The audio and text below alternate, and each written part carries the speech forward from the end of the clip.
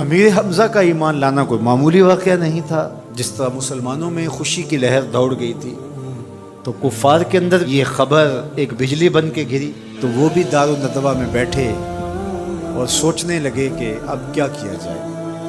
آج ایک حمزہ بن عبد المطلب گئے ہیں، کل کوئی اور چلا جائے گا تو یہ تو طاقتور ہو جائے گا۔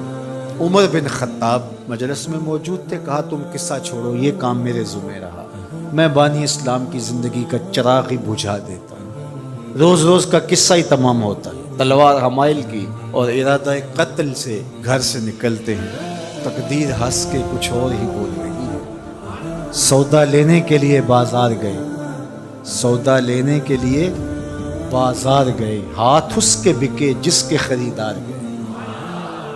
تلوار حمائل کی ہے، بانی اسلام کی زندگی کا چراغ بجھانے کی آرزو ہے، گھر سے نکلتے 22 سال کی عمر ہے، جوانی ہے، بانکپن ہے، چہرے پہ جلال ہے، خطاب کا جری جواں بیٹا ہے۔ راستے میں ایک صاحب ملے، دیکھا اور کہا کہ کیا تیور ہیں اور ارادے کدھر گئے؟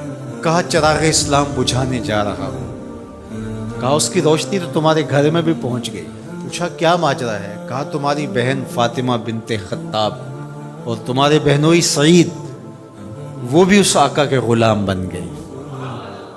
بس غصے میں بہن کے گھر پہنچتے ہیں اور دروازے کو دستک دیتے ہیں۔ اندر قاری قرآن ان کو قرآن سکھا رہا ہے۔ اہل خانہ سمجھے عمر آئے ہیں اور تیور بھی اچھے نہیں ہیں، قاری کو کہیں گوشے میں چھپا دیا اور دروازہ کھولا۔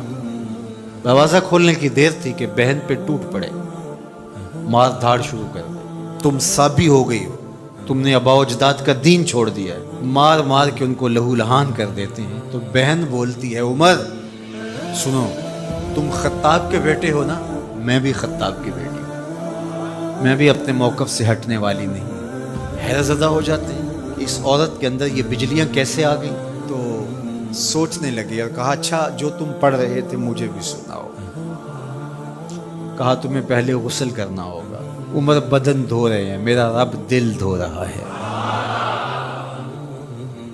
اتنے میں قاری قرآن کے ورق لے کے آ گیا اور تلاوت ہوتی ہے طٰہٰ ما انزلنا علیک القرآن لتشقیٰ۔ اے 14ویں کے چاند محبوب، ہم نے قرآن اس لیے نازل تو نہیں کیا تھا کہ آپ مشقت میں ہی پڑ جائیں۔ تلاوت ہوتی جا رہی ہے، عمر کی آنکھوں سے آنسو ٹپکتے چلے جا رہے ہیں۔ کہا عمر کی عمر برباد ہو گئی، چلو مجھے حضور کی چوکھٹ پہ لے چلو۔ اللہ اکبر، دار ارقم میں حضور تشریف فرما تھے، تلوار اس طرح حمائل کی ہوئی ہے اور اسی حالت میں حضور کی دہلیز پہ جا رہے ہیں۔ دروازے کے سوراخوں سے دیکھا صحابہ نے، کہا کہ عمر آ رہے ہیں، تلوار ہے ہاتھ میں۔ تو حضرت امیر حمزہ نے کہا گھبرانے کی ضرورت نہیں ہے، اگر ارادہ خیر سے آ رہے ہیں استقبال کریں گے، خوش آمدید کہیں گے، بٹھائیں گے، عزت دیں گے، اور اگر ارادہ اچھا نہیں ہے تو اسی کی تلوار سے اس کا سر کاٹیں گے۔ دروازہ کھلتا ہے، عمر حضور کے سامنے آ کے بیٹھتے ہیں اور میرے حضور کہتے ہیں عمر ابھی وہ وقت نہیں آیا کہ تم اسلام لے آؤ، اور یہی وقت تھا عمر کے اسلام لانے کا۔ حضرت عمر کلمہ پڑھتے ہیں اشہد ان لا الہ الا اللہ وحدہ لا شریک لہ واشہد ان محمدا عبدہ ورسولہ۔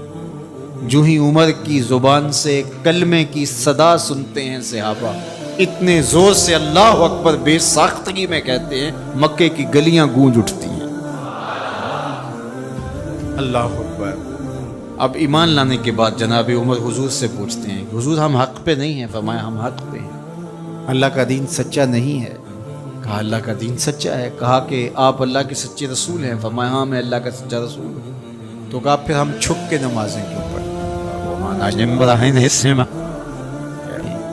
20 افراد کی ایک صف کی قیادت حضرت عمر کرتے ہیں، ایک صف کے آگے حضرت امیر حمزہ چلتے، درمیان میں میرے حضور ہیں، اور سین حرم میں پہنچ کے رب کی نماز ادا کی جاتی۔